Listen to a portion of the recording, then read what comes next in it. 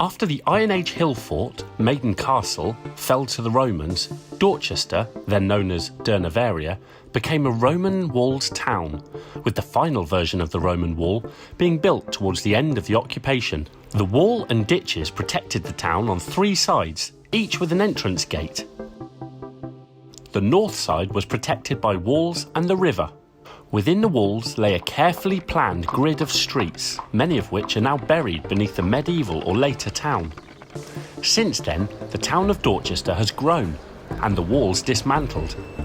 But you can still follow the route of the walls marked out by the town walks. We're going to follow those walks now, starting at what was the Roman West Gate, now known as Top of Town. Here we are at the top of town. This was the site of the Roman Western Gate, leading to their road all the way to Exeter. The gate, of course, was in the walls, and we're going to head south along the western wall of Durnovaria. We're going to start our walk around the walls of Dorchester here, which is the only remaining section of the Roman wall that exists. This is the rubble core of the wall and doesn't look very impressive, but of course it would have had dressed stones on the outside and was a significant defensive and indeed symbol of status. This part of the wall, together with others, eventually was robbed to build buildings elsewhere. But in the 18th century, the people of Dorchester decided they should mark where the walls were, and they planted beautiful avenues of trees, boulevards if you prefer, to mark the boundary of the Roman town. And that's where we're going to go next, behind me.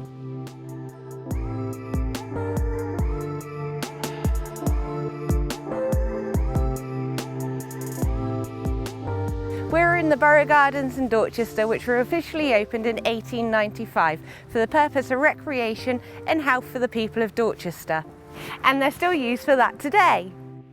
This bandstand was donated by Colonel Brymer MP in 1898 for Queen Victoria's Diamond Jubilee.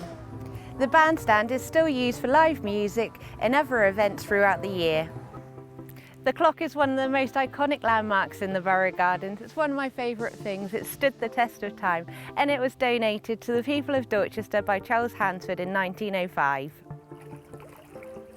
The fountain was donated by Charles Hansford in memory of 5-time Mayor George Gregory. Today the fountain is used by children in the summertime to have a splash about and to cool off.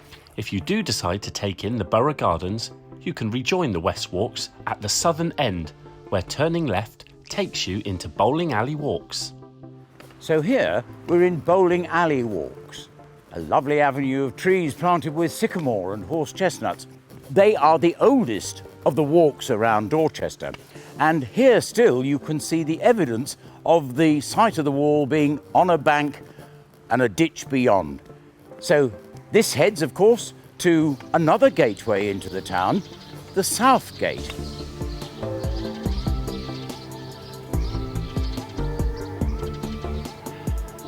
So here we are at the site of the South Gate in the Roman wall, and this led to the road to Weymouth, a long straight road.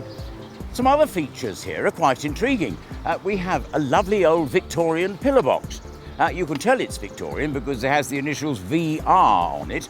A hexagonal box designed by Mr. Penfold, and those who know their letterboxes have a lot of respect for Mr. Penfold. And over here, the county town's memorial to those who died in the First and Second World War. And this is where we gather on Remembrance Sunday with the town council and all its finery and hundreds of people paying their respects. We're now going to go along South Walks, which follows the line of the Roman walls.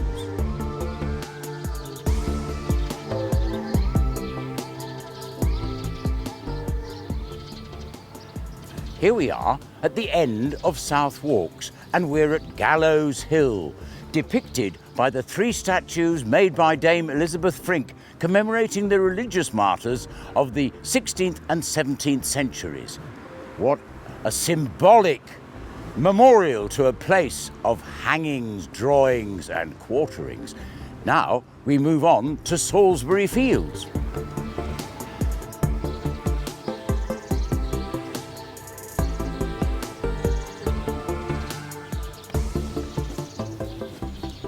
So here we are on Salisbury Walk on the edge of Salisbury Field, and this is the line of the eastern wall of the Roman town, leading to the east gate, lined with horse chestnuts and sycamore trees. On we go.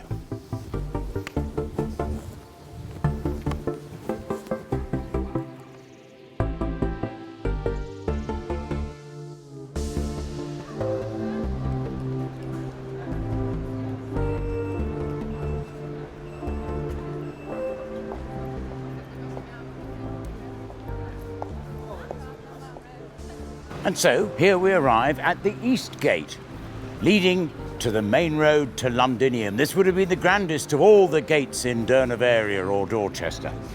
And from here, we follow along the boundary of the Roman town, which is formed by the mill stream of the River Frome.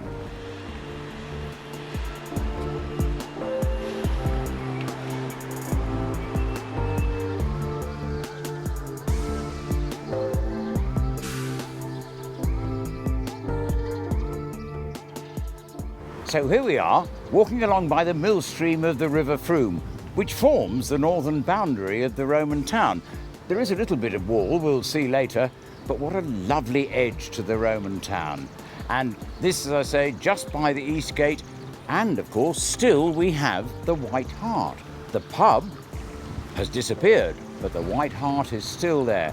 A reminder of days gone by where the carriers would gather at the White Hart, having brought people in on market day from all the surrounding villages. On we go to the Riverside Reserve.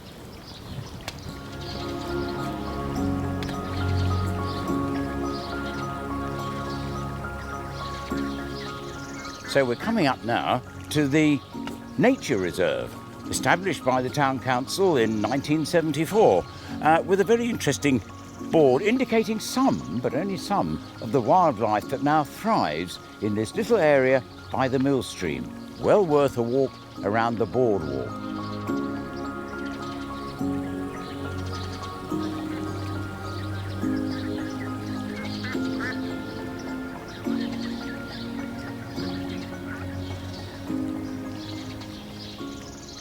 So now we come to an interesting point here. We're going to follow the walls, which means going over the bridge past the Hangingmans Cottage. But you could, on another occasion, perhaps take the path to the north, to Charminster and the Sun Inn and the Blue Bridge that crosses the main branch of the Frome slightly to the north. So here we are at Hangingmans Cottage. A reminder, of course, of Gallows Hill, but I think the hangman, when living here, was executing people mainly in the prison, which, of course, we walked past as we came along by the river. We're going to go on now. Up at the top here, we cross the road and up the steps onto Colliton Walk, the first bit of which is the last of the northern wall, and then we turn to retrace our steps on the western wall. And, of course, we're climbing up the bank on which the wall once stood. Wall's gone, as we've explained, but we have this lovely avenue of trees. In this case, the North Walks, a little bit of the North Walks, and then at the end here we're going to turn to the left and we'll be back on the western walls of Dorchester, and we will have completed the circuit of the walks. So here we are now on Colliton Walk, as you can see, behind which is the Roman townhouse, discovered after Dorset Council had bought Colliton House and Colliton Park. They discovered one of the finest Roman townhouses in Northern Europe. Currently, it's being redisplayed, better interpreted and given easier access for people in wheelchairs and on buggies. And that's a very exciting project. So it's not open at the moment, but I'm sure later this year, and certainly by 2021, it'll be reopened and a feast for the eyes. A magnificent Roman townhouse with glorious mosaics and the lovely underfloor hypercourse that kept the Romans warm in the winter. And on we go towards the West Gate.